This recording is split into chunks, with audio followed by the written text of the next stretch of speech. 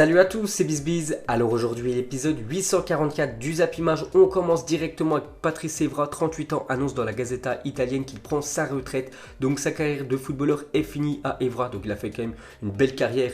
Donc regardez quand même son palmarès, 733 matchs, 17 buts. Bon après c'est un défenseur, c'est pour ça qu'il n'a pas beaucoup marqué.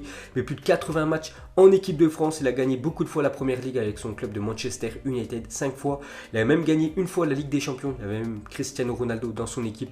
Il a gagné deux séries avec l'équipe de la Juventus, donc palmarès vraiment plutôt pas mal pour l'ancien mancunien. Et pour finir avec lui, à parler de sa plus grosse déception tout au long de sa carrière, donc c'est l'Euro 2016 et cette finale perdue contre le Portugal.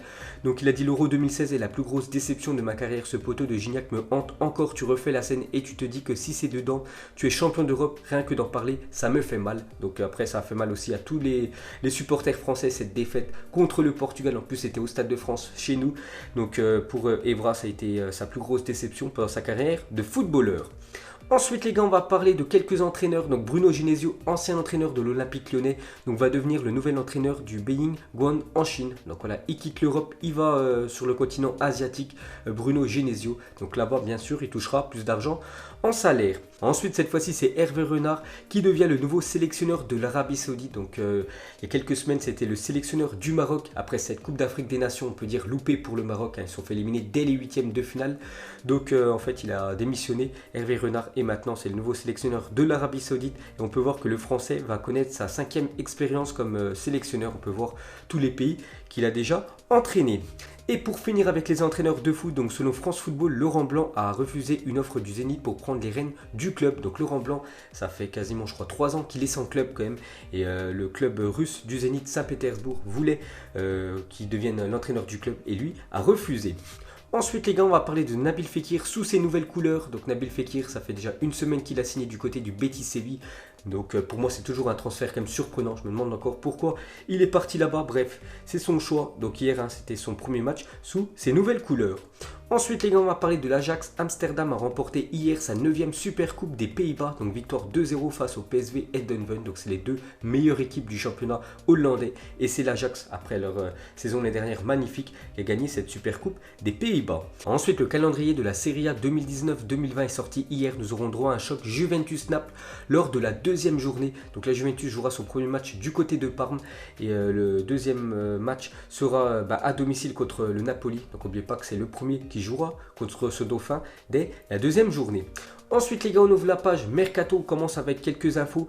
Donc le transfert de Harry Maguire à Manchester United est sur le point d'être bouclé. Donc peut-être dans la journée ou peut-être demain ou dans la semaine, ça sera officiel. Il deviendra le défenseur le plus cher de l'histoire du football. Ensuite les gars, on va parler de Nicolas Pepe. On peut voir que le dénouement est quasiment fait pour Nicolas Pepe. Donc visite médicale cet après-midi à 16h pour Nicolas Pepe avec Arsenal. Donc il devrait rejoindre le club des Gunners, c'est quasiment officiel. Donc normalement demain les gars, ça sera un joueur de Arsenal, Nicolas Pepe. Ensuite, on va parler de Kevin Trapp, fait le forcing pour quitter le Paris Saint-Germain, ne se voyant pas passer la saison sur le banc, parce que normalement ça devrait être Alphonse Areola, le gardien numéro 1.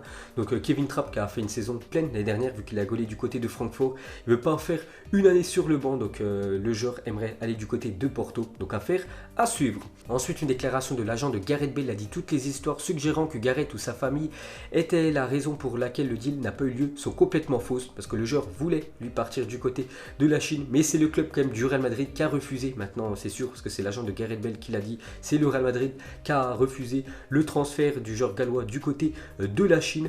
Donc pour continuer avec lui, on peut voir que Gareth Bale n'est pas convoqué dans le groupe du Real Madrid pour le match d'Audi Cup contre Tottenham. Je crois que c'est aujourd'hui ou demain, donc il n'est même pas dans le groupe quand même Gareth Bale, donc c'est quand même un sketch ce qui se passe pour le joueur. Et bien évidemment avec le Real Madrid, on ne sait pas ce que veut faire le Real, s'ils veulent le conserver ou pas. Et pour finir avec Gareth Bale, donc alors que le Real Madrid a annulé le transfert de Gareth Bale au Jiangsu Suning, le club chinois a finalement décidé de recruter Ivan Santini, ancien joueur de Caen. Je crois que l'année dernière, il jouait du côté de Anderlecht. Donc le mercato fermant ses portes demain en Chine, le club a dû trouver un remplaçant pour Gareth Bale en urgence. Donc ils ont payé 2 millions d'euros. Voilà, Ivan Santini. Donc on peut dire que c'est le joueur qui remplace tout simplement Gareth Bale, vu que le transfert a échoué. Ensuite officiel, Didier Ndong quitte Guingamp pour Dijon, donc on en parlait ces derniers jours, cette fois-ci c'est officiel, donc il rejoint le club de Dijon, donc moi vous savez que je suis supporter et je trouve que c'est un très bon joueur, une belle recrue pour le DFCO. Ensuite on va parler de Kagawa, 30 ans, va quitter Dortmund pour le Celta Vigo, donc lui il a toujours dit que son rêve c'est de jouer dans le championnat espagnol, donc il va quitter l'Allemagne et le Borussia Dortmund et normalement il devrait aller du côté du Celta Vigo. Ensuite une déclaration de Marco Verratti sur Neymar, il a dit bien sûr que je serais déçu de le voir s'en aller, c'est un très grand joueur, ce sont des choses entre lui et le club. Moi je ne l'ai jamais entendu dire qu'il voulait partir. Après je ne sais pas ce qu'il a raconté au club. Bon, après on sait tous que Neymar veut quitter le Paris Saint-Germain, maintenant on le sait tous, mais le problème c'est que le Barça c'est vraiment l'unique club qui est intéressé pour s'attacher les services du joueur, espère l'acheter beaucoup moins cher que ce que veut le PSG. Donc le Paris Saint-Germain espère en tirer plus de 300 millions d'euros, donc le Barça ne peut pas poser cette offre, c'est pour ça tout simplement que actuellement c'est se complique et peut-être Neymar fera une année de plus au PSG même si le joueur veut quitter le club. Ensuite, le milieu de terrain d'Everton, Idrissa Gueye, a finalisé son transfert au PSG pour un montant de 32 millions d'euros. L'accord doit être officiellement annoncé aujourd'hui. Donc normalement, ça doit être officiel dans la journée. C'est quasiment sûr. Hier, il a passé sa visite médicale. Donc aujourd'hui, Idrissa Gueye sera joueur du Paris Saint-Germain. Ensuite, officiel, Borja Mayoral est prêté une saison à Levante. Donc lui, c'est un joueur du Real Madrid. Donc il reste dans le championnat espagnol. Il va du côté de Levante. Ensuite, à 10 jours de la fermeture du Mercato en Première Ligue, le club anglais qui a dépensé le plus cet été est impromu et c'est Aston Villa qui a déjà dépensé plus de 129 millions d'euros.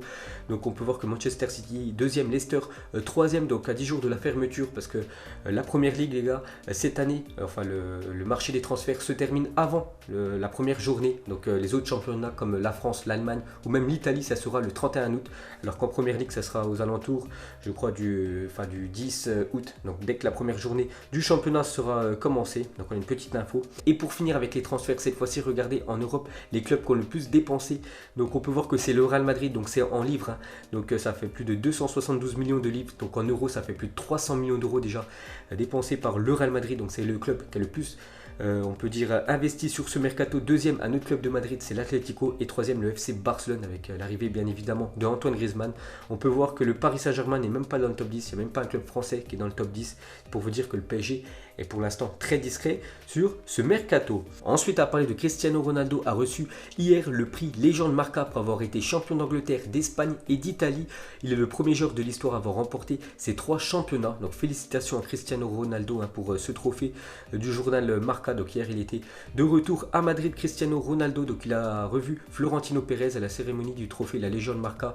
Donc Pérez a dit: je suis un fan de Cristiano, c'est le meilleur point, comment pouvais-je ne pas venir? Donc il s'est déplacé, bon après c'était à Madrid, on peut dire la cérémonie, donc c'est pour ça qu'il est venu voir son ancien joueur. Donc n'oubliez pas que ces deux personnes là étaient en froid quand Cristiano Ronaldo a quitté le club l'été dernier. Ensuite, cette fois-ci, une déclaration de Cristiano Ronaldo, il a dit: Madrid est l'une des plus belles villes du monde, y revenir est toujours spécial, j'espère revenir le plus tôt possible à Madrid. Donc on ne sait pas s'il veut revenir dans la ville de Madrid, y habiter, ou revenir au Real Madrid. Voilà, on ne sait pas, c'est l'énigme quand même de Cristiano Ronaldo, mais il veut revenir du côté de Madrid. Ensuite, pendant cette cérémonie, donc un enfant a dit à Cristiano Ronaldo: cela m'a fait beaucoup de peine quand tu es parti de Madrid, donc l'été dernier. Donc la réponse de CR7, il a dit: moi aussi j'espère revenir vite à Madrid. Donc peut-être, pourquoi pas l'année prochaine, un retour de CR7 du côté du Real Madrid, ça peut se faire, bien sûr. Cristiano Ronaldo, avec sa condition physique, il peut jouer jusqu'à 45 ans, tellement qu'il est bon. Donc la cérémonie s'est terminée sur un câlin entre Ronaldo et Pérez, comme je l'ai dit, ils étaient en froid, ces deux-là. On peut voir que le président du Real Madrid a repris des bons contacts avec Cristiano Ronaldo. Donc voilà, les gars, les dernières infos sur CR7. Ensuite, pour continuer avec une autre légende, cette fois-ci c'est Andrea Pirlo, donc il sera dans le futur jeu FIFA 20. Donc voilà, Andrea Pirlo, les gars, sera sur FIFA en tant que légende. Il y a aussi, je crois, Didier Drogba.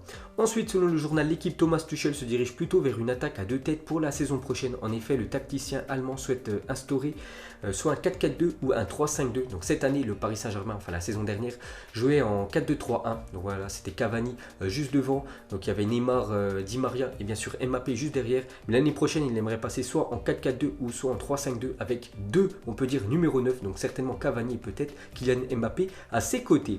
Ensuite, demain sortira au cinéma Diego Maradona, un film documentaire réalisé par le célèbre Asif Kapadia. Bon, après je le connais pas. Ce doc a été réalisé avec l'aide de 500 heures d'images inédites issues des archives personnelles du célèbre footballeur argentin. Donc voilà, c'est des fans de l'ancienne légende Diego Maradona. Donc demain, il y aura un film qui sortira au cinéma sur sa carrière.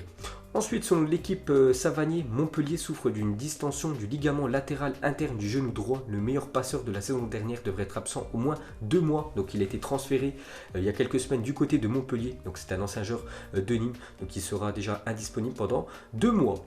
Ensuite, Unai Emery sur l'absence d'Ozil et de Kolasinac avant-hier contre l'Olympique Lyonnais. Même Lyon s'était imposé 2-1 du côté de Arsenal. Il a dit que ce n'était pas un bon moment pour jouer car leur esprit n'était pas à 100% sur le football. Le plus important, c'est qu'ils se sentent bien, qu'ils se sentent en sécurité, au calme avec leur famille. Parce que la semaine dernière, ces 2 joueurs ont été victimes d'un carjacking. Donc en fait, c'est des malfaiteurs qui ont voulu voler la voiture de Mesut Özil. Donc Kolasinac a défendu, on peut dire, le joueur allemand. Donc ils n'avaient pas l'esprit au football. C'est pour ça qu'ils n'étaient pas là avant-hier contre l'Olympique Lyonnais. Ensuite, quand Samuel Umtiti casse la démarche dans PES 2020, donc pour les futurs acheteurs de PES 2020, vous pourrez faire quand Samuel Umtiti marque un but, sa célèbre démarche bien évidemment par rapport à la Coupe du Monde l'année dernière contre la Belgique. Et pour finir ce zappimage, donc avant la reprise des 5 grands championnats européens, donnez-nous vos pronostics sur les clubs champions en fin de saison. Donc l'année dernière, on peut voir déjà les grosses écuries européennes qui avaient remporté leur championnat. Donc c'est le top 5 voilà, des meilleurs championnats. Donc vous mettrez en commentaire pour vous qui gagnera le championnat espagnol, anglais, italien, allemand et français. Donc moi les gars, un pronostic, je vais faire pareil que l'année dernière. Pour moi, ça sera le Barça, City, Bayern, Juve et le PSG qui remporteront une fois de plus ces championnats. Peut-être qu'il y aura des surprises, j'en sais rien, mais pour moi, c'est les meilleures équipes, on peut dire, dans leur championnat actuel. Et pour moi, ces équipes-là remporteront le futur championnat la saison prochaine. Donc voilà les gars, la fin de Zappimage 844. Donc si ça vous a plu, un petit like et je vous ferai l'épisode 845 demain. Donc moi je vous laisse et je vous dis à la prochaine. Comme d'habitude, ciao à tous.